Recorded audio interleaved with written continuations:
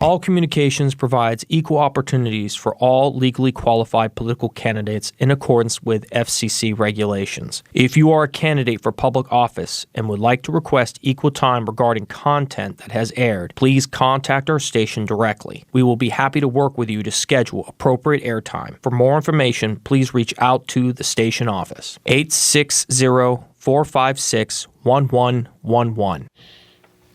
Welcome to the October 9th episode of Right Now with Chris, Mike, and Curtis. We are 11 days away from the start of early voting, beginning on October 20th, and we are 26 days away from Election Day, November 4th this year. We are kicking off our election season programming with not one, but two special guests this afternoon on our show. That's right. The first one will be on the ballot in a couple of weeks here in Windham. The second is going to be on the ballot November 3rd, 2026. He will be our guest during the second segment of the show. Our first guest today is the Republican mayoral candidate for Willimantic, Hailey Desaulniers. Welcome, Hailey. Ooh. Thank you very much for joining us this afternoon. Can you start off by telling us a little bit about yourself? So, my name is Hailey Desaulniers. I'm 19 years old. This will be my first campaign. I'm very excited. I grew up surrounded by politics. My parents are both politicians, and I've always wanted to get involved, and this year's the year. Excellent. Well, thank you very much for being with us. Clearly, you started off by saying that your family has been very involved in Windham politics for a number of years, and clearly that kind of influenced your decision in tossing your hat into the ring here to run for elected office. Why did you choose mayor of Willimantic as your first opportunity to jump into politics? So originally I wasn't super sure what I wanted to run for. I knew I wanted to get involved. I joined the RTC when I was 16 as the youngest member, and I knew I wanted to run for something. I graduated high school in 24, so I took a year and just, got myself settled in the workforce, decided to run this year. And when we were talking about who we were putting on the ballot, someone suggested that I would be a good mayoral candidate, and I thought about it, and we discussed the responsibilities amongst us all, and decided, why not? It sounds good. Sounds like something I can do, and we just decided to do it. Excellent. Now, we have Dad here as one of our co-hosts of this show.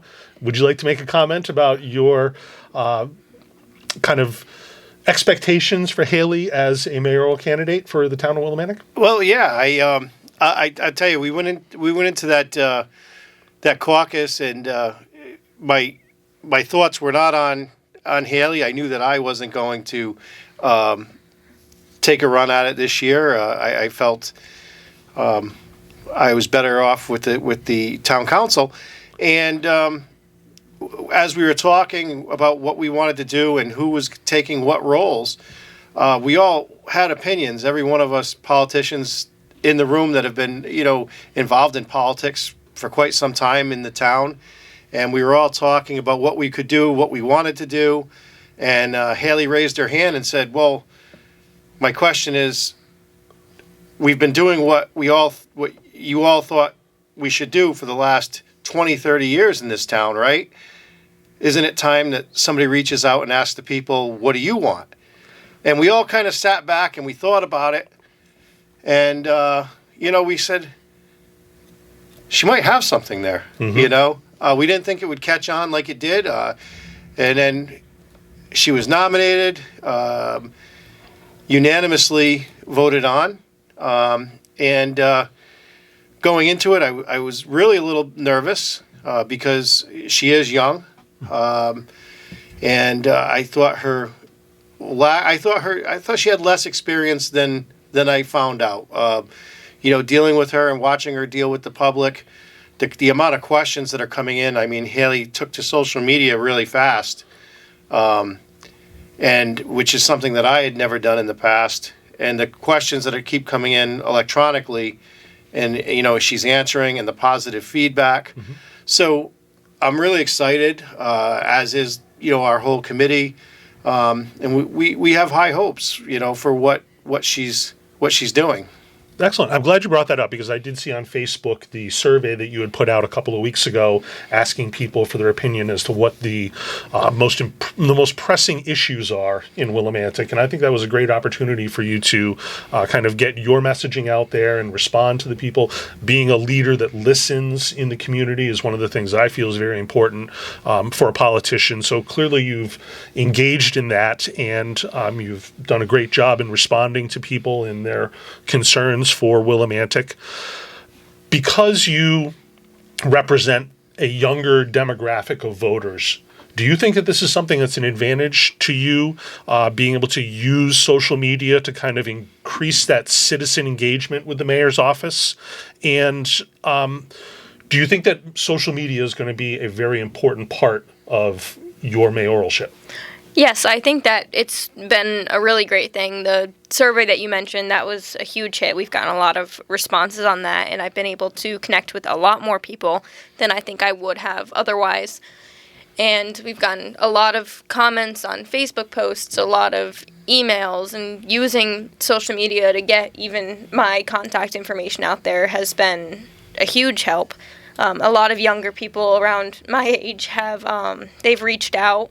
I did an interview yesterday with a publicity major, a college student from UConn, Nice. who has not been involved in politics before. It was actually for a paper that she's writing, and that went really great. She's going to put it in their daily paper at the college. So hopefully that'll get some more people engaged. Well, I think it's interesting because this area really does have that college demographic of voters, where we have both UConn and Eastern that live in this area. Particularly, at Eastern, we have a lot of students that live off campus in the hill section around Willimantic that you have to really engage. And I think that you do have an advantage from that standpoint with your social media ability and what you've been able to do in the past few weeks on Facebook and other social media platforms. What are some of the most interesting things that you've had as responses from people on Facebook? Have you had any that really kind of stuck with you and said, this is something that I need to, really make part of my campaign? So I've gotten a lot of responses on Facebook. I've gotten a lot of people, questioning experience and age. And once I've explained to them, what I'm trying to do, it's been helpful. One of the things that I actually didn't realize, and I'm a little bit ashamed of myself that I didn't, being a full-time CNA, but we don't have a lot of handicapped accessibility. Mm-hmm. A lot of places that people want to go aren't super handicap accessible. And like I said, I'm a full-time CNA. I feel like that's something I should have realized beforehand. Sorry. Also, a lot of people want more activities and involvement for young people in the town. Mm-hmm. We have the senior center. A lot of people feel that it's more geared towards seniors and less towards families and younger people in the town. That's great. Now, let me ask you this specifically about social media. Do you have any plans to try and use social media, not just in your campaign, but possibly as a mayor, to really engage that younger target audience that you feel you have a good rapport with and a good understanding of? Yes. So if I become elected, I want to continue with the social media and really be super open with the public. And I want to keep that door open for people to reach out to me either through social media or by finding my contact information through social media, and really just keep everyone informed and make sure there's no surprises. I don't want anyone to ever show up to a town council meeting and find out we're voting on something that they didn't even know was in question. Good. Yeah, excellent. I think that social media really in the next few election cycles is going to become more and more of an important tool. And as much as there's a lot of controversy right now over social media and its effects on mental health, particularly among adolescents, I recognize the use that social media has as a tool to help us get our message across. So I think you're really doing a good job of embracing that and making sure that that's a complement to your campaign. So, great work, and continue being very responsive on Facebook to these social media posts. That's something that I think you definitely have an advantage of over other people that are running for mayor on this town. Let me ask you. Phone calls, but I can write down a question if you would like. How do you think you will use your position as mayor to kind of inspire the Willimantic residents, particularly young people, to get more involved in civic activities? Because as you mentioned, we see that a lot of the council meetings, a lot of the Republican town committees, you mentioned that you joined at a very young age, and typically that is not the average person who is an RTC member. So do you think that there's something that you can do to inspire more people your age to get involved? So I really want to invite specifically young people to show up to these meetings, show up to every meeting that you can. And I also kind of thought that maybe we could try to hold a different style of meeting, where we invite either young people who don't know about politics or anyone that really just wants to get involved and doesn't know where to start, and hold a seminar type meeting where we can, inform people and let them know how to get involved and what goes on in politics and how they can get, their voice out there. Excellent. Very good. That's great. So we did have a question that someone just called in about, and their concern is that as an elderly resident of Willimantic that doesn't have access to social media or doesn't know how to use it, do you have ways to mitigate their concerns of feeling marginalized through the lack of social media? Is there another outlet that you can find that you could kind of engage with those people? Yeah, so we've done quite a bit of door knocking, and also, like I said, the town council meetings and all of our RTC meetings are all open to the public. As far as voting and those things go about it, if you call, we have rides to get you to the polling locations, and if you're not on social media, we can definitely send out notices to your house for voting. We can get on the phone and give you a call to remind you about voting and meetings happening. Just, reach out to someone, whether that's us or the town hall, and we can get you the information. That's great. Good. We do have a very diverse population here in Willimantic. How do you think you will be able to engage with not only elderly voters, as we've heard, young voters, but also looking at the ethnic diversity of Willimantic? What do you think that your best attributes are that you're going to be able to connect with these people and really kind of foster that sense of bringing everybody together in these civic activities? So one of the things that, a lot of people have had questions about exactly what you just said is, I'm brand new to this. Mm-hmm. I am 19 years old. This is my first campaign. So I'm coming into this with a very fresh, very open mind. I want to see every single person's perspective, and being new, I am very willing to accept the fact that, I have my thoughts and ideas, and those won't always be the best ones. I want to hear everyone out, and, I'm willing to take the advice. I've asked everyone in the town for their advice and what they think I can do. I'm, not bound to the party. My party is incredibly supportive, and Excellent. It's very judgment-free, and, I have strong morals and beliefs, and those apply to every single person. Very good. Now, the other kind of thing that I wanted to make as a statement about your campaign, and I think that you just touched briefly on this, is about door knocking. Absolutely, that is the most crucial aspect of any campaign.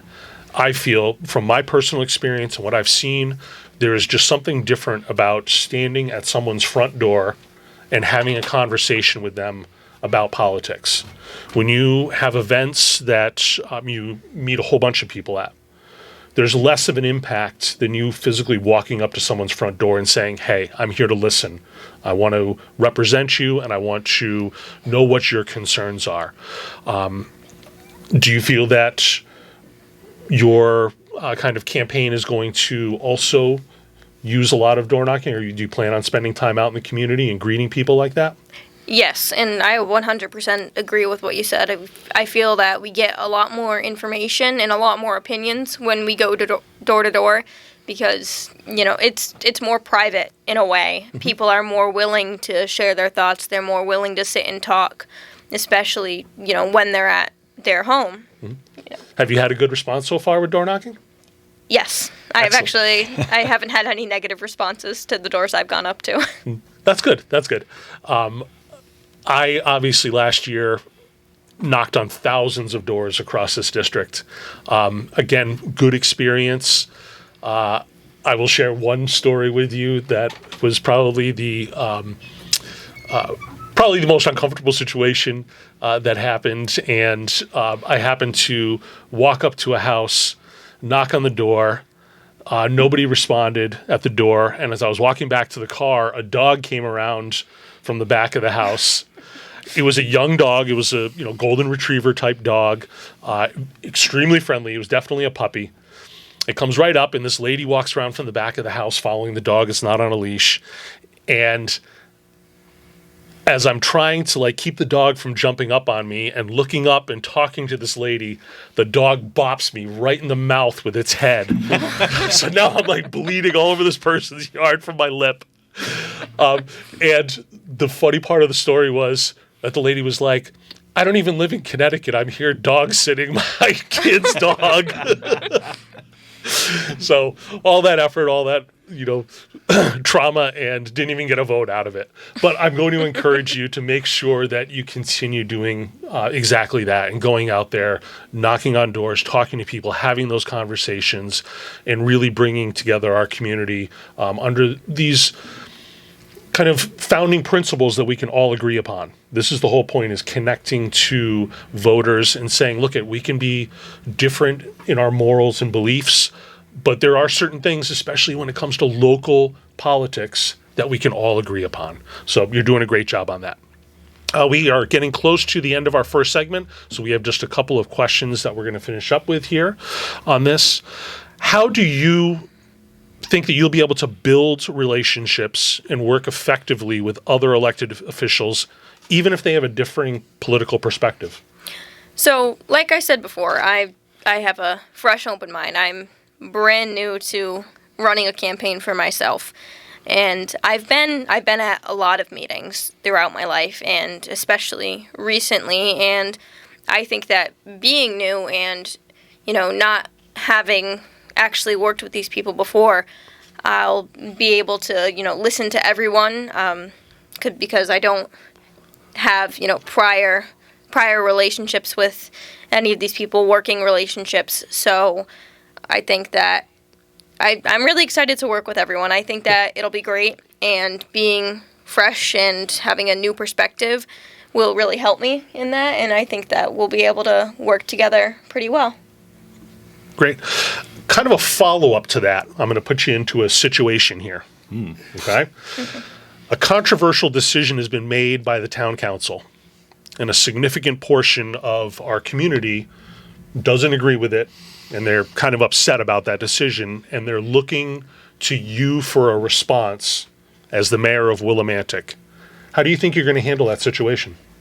So what I would do in that situation is, very first thing, make sure that I have all the information about it and all the correct facts. And from there, I would, provide those people with a detailed explanation of why that decision was made, the thoughts that were put into it, and the reasoning behind that.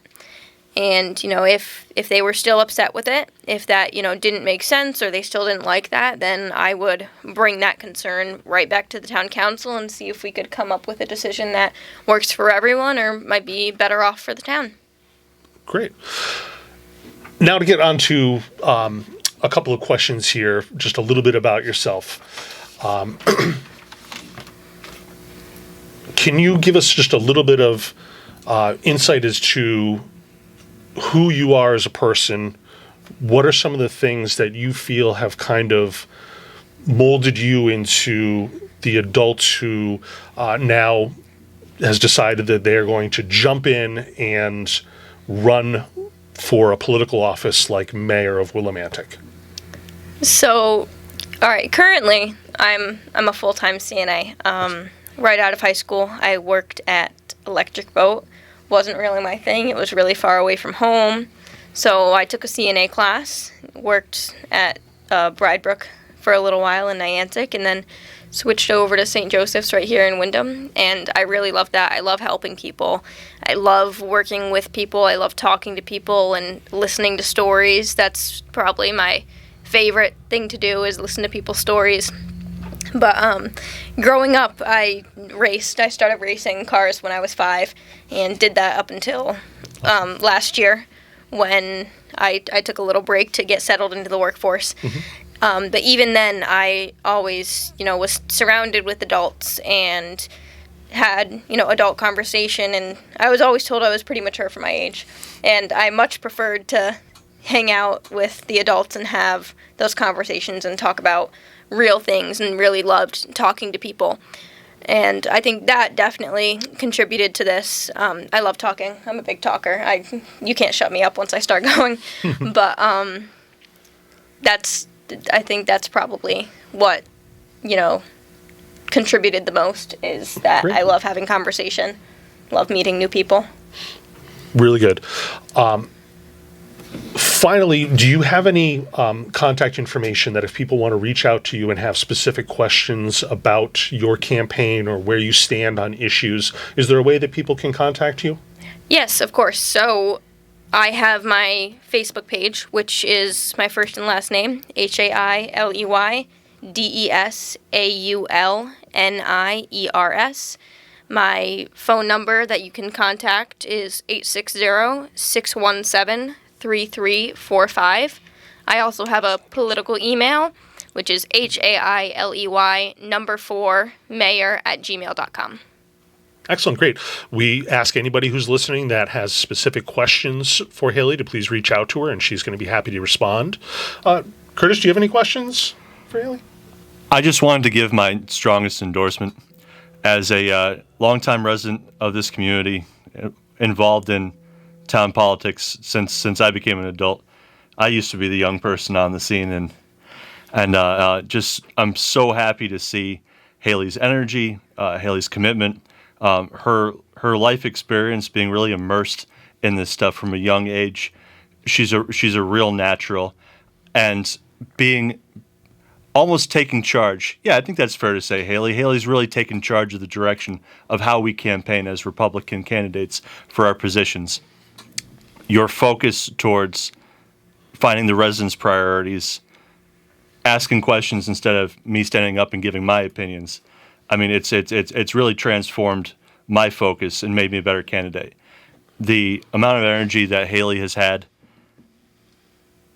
pushing me, I might have just worked an 8-hour shift, pushed me to make sure I'm still getting out there and keeping up with Hailey, knocking doors with her, going to the nursing homes, really trying to meet every corner of our town.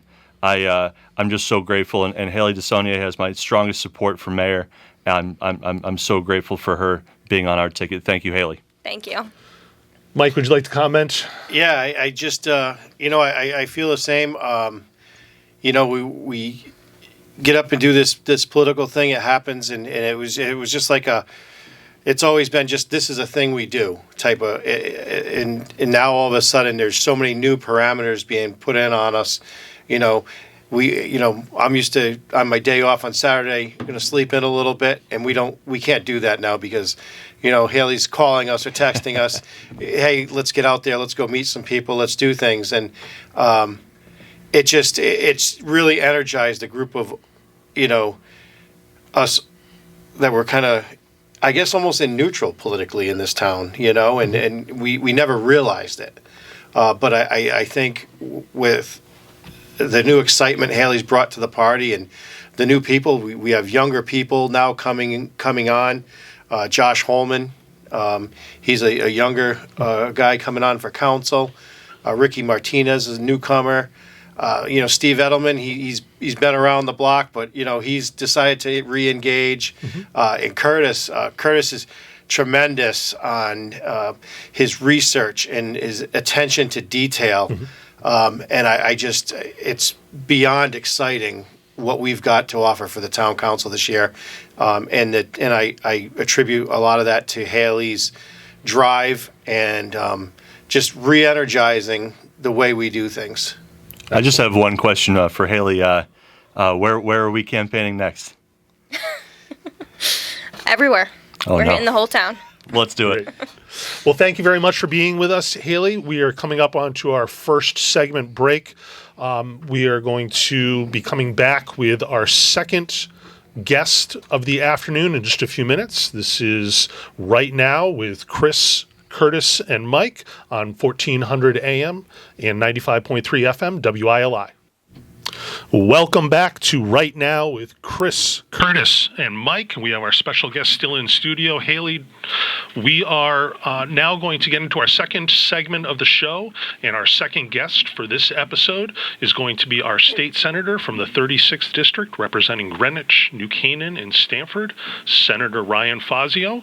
The reason that I wanted to bring him onto the show today is that there was some recent news with his Republican gubernatorial candidacy for 2026.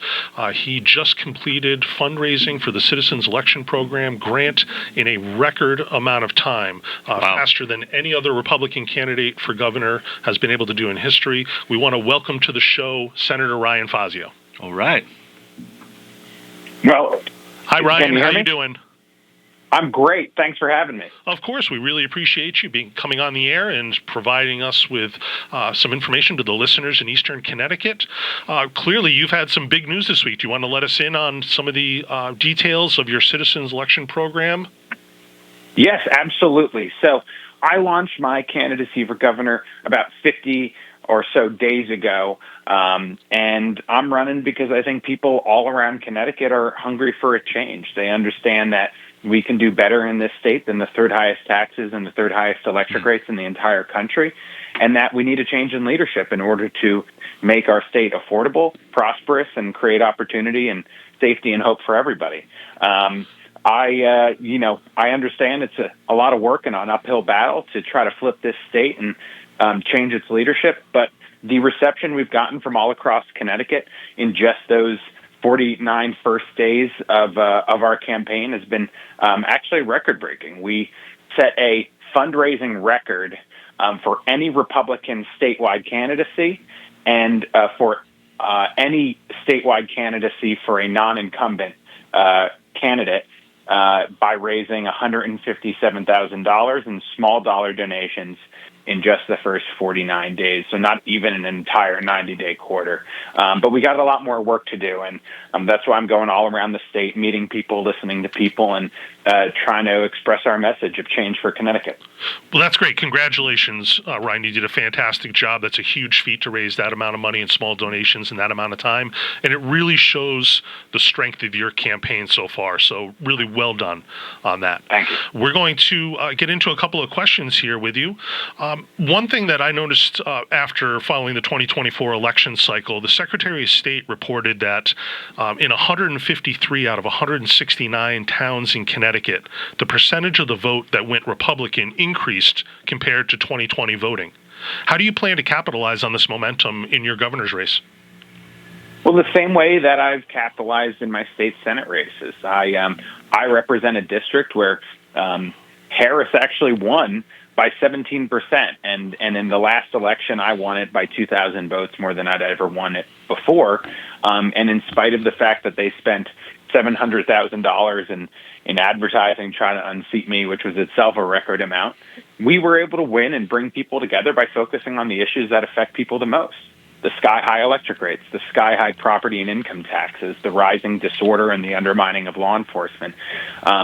People in this state, irrespective of their politics, of their party affiliation, know that one-party rule and far-left policies have actually hurt the middle class and the working class more than anyone else. That's right. And that we need a change. And so we were on message. We focused on the issues that matter most to people.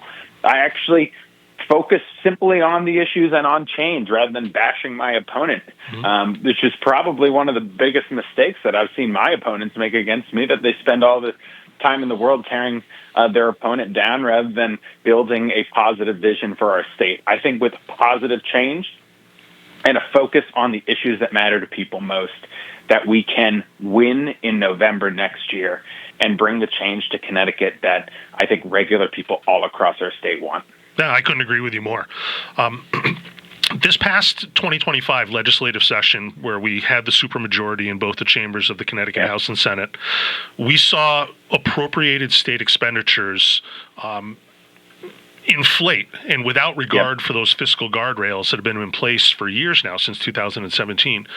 As you mentioned, Connecticut clearly has an affordability issue for residents. What do you plan to do as governor to make Connecticut more affordable for the taxpayers? Well, I would reintroduce those budget guardrails, which for 7 years on a bipartisan basis were one of the only positive policy reforms that we've seen in Connecticut. I would limit the growth of spending. You don't even need to cut spending across the board. You need to stop increasing it by, say, 5% year over year, as the latest budget did. Limit debt issuance, and then use some of those limitations to cut middle-class income taxes across the board. I have a plan that would make a $1,500 income tax cut for the average family in Connecticut. The average family makes like $90,000 to $100,000 a year in Connecticut, for context. On top of that, we could, to afford an even bigger tax cut, we could reduce some of the special exemptions and deductions and carve-outs in the tax code that benefit politically connected companies and industries who have a lobbyist in Hartford, but at the expense of middle-class and working-class families. Right. So that's another way. And then finally, we have to eliminate the public benefits charge from our electric bills. That's a hidden tax, and it inflates the cost of energy in our state at the expense of regular people. We could do so much better in this state with change. Yeah, and that clearly has been a hot topic for the past year with the public benefits portion of the Eversource bills. You were a ranking member on Energy and Technology Committee. Is there anything specifically that you see that can, from a legislative standpoint, make an immediate impact on decreasing the electric bills for ratepayers in Connecticut? Yes, absolutely. We can. It is not pure conjecture. We could eliminate the public benefits charge from the electric bill. For context, the public benefits charge is basically a funding mechanism for over 50 different government programs that are financed through the electric bill rather than through the normal budget process like everything else. And they're discretionary in nature. They aren't necessary to keep the lights on, to maintain the electric grid by themselves.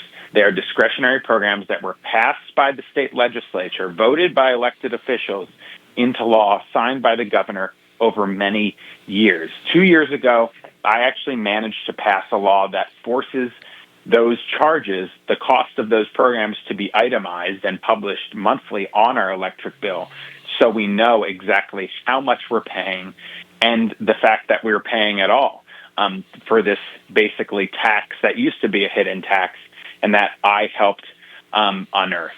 Now the final the final task before us is to eliminate that charge so people can afford their utility bills, afford to make ends meet once again.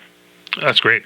That's something that, as part of my campaign last year, I got a lot of mileage on, was this public benefits charge. And we've seen now that, we were told these public benefits charges were going to be going down as of, April 2025. And we haven't seen any relief yet. So I think there's a lot of people that are listening that definitely, are encouraged by what you're saying, and that this is something that we can turn around and right away make something a little bit more affordable for the ratepayers in Connecticut. So thank you. We appreciate you doing that. Yeah, and that's why I think you made so much progress in your campaign. I mean, it is really difficult to unseat an incumbent in any context, and to make it so close That's because you were focused on the issues, the things that matter to people. That's why. Yeah, and you mentioned another issue that I want to bring up just a few minutes ago. Republican legislators have raised concerns about rising crime rates in Connecticut over the past few years.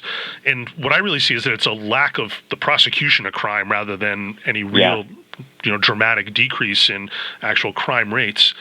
How do you view Connecticut's current public safety landscape, and what will be your approach to addressing crime and public safety if you're governor? Well, Connecticut has historically been a safer state than the rest of the country, but the differential between safety in Connecticut and across the country has substantially narrowed over recent years. And for the life of me, I believe that responsibility for that sad trend lies on the shoulders of the people who have been in charge. They have passed law after law, policy after policy, undermining our law enforcement in this state. I think the two most offensive examples in the last 10 years are first the 2019 Trust Act, which basically made Connecticut a sanctuary state for criminal illegal immigrants who have been convicted of Class C D&E felonies and any misdemeanor. Now, because of that law, even illegal immigrants who are convicted of Class C or D felonies like manslaughter and in some cases assault and sexual abuse, instead of being turned over to immigration authorities after their conviction or arrest, they are allowed to be let out on the streets in Connecticut. That has made us less safe. And of course, in 2020, the police reform law undermined our law enforcement in many different ways, tied their hands from taking criminals who are doing bad off the streets, and led to a rise in shootings and car thefts most particularly. There is so much more we could do to support our law enforcement in the state and keep everyday people safe. Yeah, I agree with that.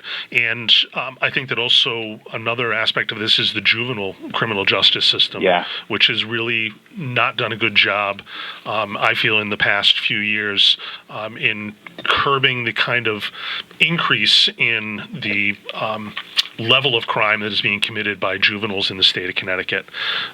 So, again, thank you for all that you've done to support our law enforcement and make Connecticut safer. Recently, Connecticut Democratic legislators have been under scrutiny for nonprofit funding that really lacks transparency and accountability. We know that earlier in the year there were several emergency certifications in the legislative session that funded these nonprofit organizations without any application or vetting process. It was simply an earmark in the budgeting process. Do you have a plan as governor to ensure that taxpayer money is being used appropriately to support these nonprofit organizations that actually help our communities and the people that are in need? Yeah, this is really an extraordinarily frustrating development. Basically, for your listeners, there is currently an FBI investigation for one of the quote-unquote nonprofits that was funded by the Senate majority and the House majority at the behest of certain senators who had personal connections to the directors of these nonprofits, and and now the entire veracity of those nonprofits is in question, as well as the taxpayer dollars that went to fund them.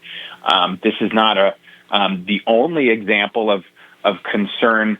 There are other nonprofits that have been funded by the taxpayers that where the sibling of a state legislator is running that nonprofit, where the nonprofit's website or social media page only was created a day before passage of funding. Right. Clearly, the state government is not vetting the organizations which are being funded, and the state government is not respectful of our tax dollars and taxpayers who are working so hard to make ends meet in the state. Our plan in the state Senate calls for several different reforms.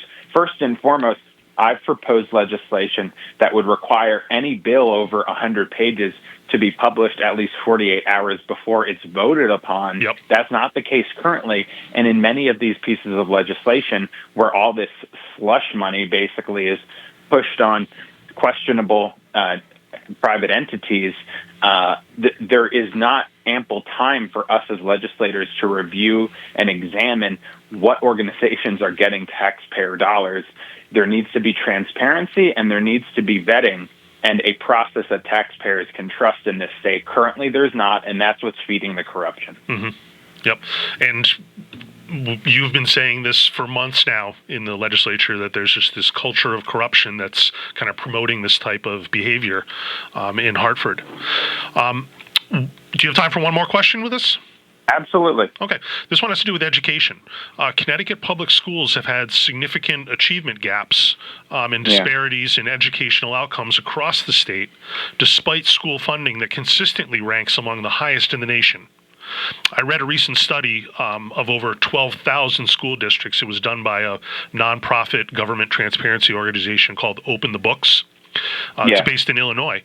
And it showed that simply increasing funding for schools does not improve performance, and the standard that they used was the National Assessment of Education Progress testing, which measures reading and math proficiency in 4th and 8th graders. What is your plan to improve this disparity in student performance in Connecticut? That's a great question, and a very important question, because, listen, there are a lot of good schools in Connecticut, and frankly, you know, I think kids do very well in Connecticut because there's high social capital in the first place. You know, their parents are on top of them. And so, you know, a lot of these kids would be doing well irrespective of the quality of the schools. So that's why historically I think test scores have been higher in Connecticut than elsewhere. But test scores in Connecticut have gone down over the last 10 or 15 years. They've gone down even before COVID. So from 2013 to 2019, if you look at the test scores that you're specifically referring to, the NAEP scores, Connecticut's test scores went down, whereas around the country, most states saw them go up from 2013 to 2019. Then obviously after COVID, they went down. And it's hurting, you know, working class, inner city kids and families most of all, right? The wealthy kids and the wealthy families are doing just fine. But, you know, kids, you know, on the margins of society, you know, some of these city schools, the kids are really having a tougher time, and it requires leadership on this front in order to provide them with a great education. Every kid has and deserves the right to a great education in Connecticut. We need accountability and high standards in our schools. That's ultimately the answer. High standards, high expectations, and accountability for everybody. You know, George Bush, you know, for all the things he might have been wrong about, was right that a soft bigotry of low expectations is unacceptable. We need high standards and a rigorous core curriculum focused on reading, writing, and arithmetic in our schools. We need frequent feedback for the kids and for the teachers. We need data-oriented assessment to make sure that kids are doing good. We need interventions like tutoring for kids who are struggling. We need more time in the classroom. That means both more hours and more days of instruction, and school choice for kids who are stuck in failing inner city schools so they have an option. I think we could have Connecticut schools be by far the best, not only in the country, but in the entire world, with the right reforms and the right leadership. I agree with you absolutely. I think that we, you know, already have a platform that, you know, supports our schools. We pay a huge amount in our property taxes towards these small schools, and unfortunately, that's what's happening with some of the you know, cities that you talk about where the property tax amount contributed, you know, significantly changes the outcome for these students. So, you know, I agree that I think that a lot more can be done. And I know this past legislative session in appropriations, they talked about fully funding special education through the state budget. What are your feelings on changing some aspect of that to kind of take some of the burden off of local taxes and apply a little bit more to the state budget? Yeah, I think that the path that the state legislature is going down currently to make some reforms to the special education programming and policies in the state is the right one. We need to provide good special education for kids who have very acute needs. And we also need to make sure the burdens on our local school districts are reasonable. I think the starting place, this might be one of the cases where I think what's currently being done at the state level in the state legislature is probably positive progress. But I know they have a lot more work to do. Senator John Kissel's on that committee from Enfield, not far from you guys. Representative Tina Corpus is the Republican on the committee from my neck of the woods. There's good Democrats on the committee. They need to keep working to find the right balance of protecting public funds, but also protecting kids and protecting towns. I think they can do it. It's going to require more hard work and negotiation. So I hope they keep up that. They just started this year. They have more work to do, and I hope they keep doing a better job. Okay. Thank you very much, Ryan, for being a part of the show this afternoon. Do you have contact information so that listeners, if they want to learn more about you, contribute to your campaign, or simply find out more about your candidacy, they can reach out to you? Yes, please visit us at ryanfazio.com. I'm on all the social medias. My personal email is ryan@ryanfazio.com. I get a lot, but I try to respond to most of them. So, please follow along. I'll be up in your neck of the woods before too long, and hope to see you all on the campaign trail. Yeah, well, we look forward to it. We hope that you can come back in this next year that you're going to be campaigning and join us again. Thanks, Chris. Okay, have a great afternoon, Ryan. You too. Bye. All right, so we've provided you with two fantastic candidates here this afternoon on Right Now, 1400 AM, 95.3 FM.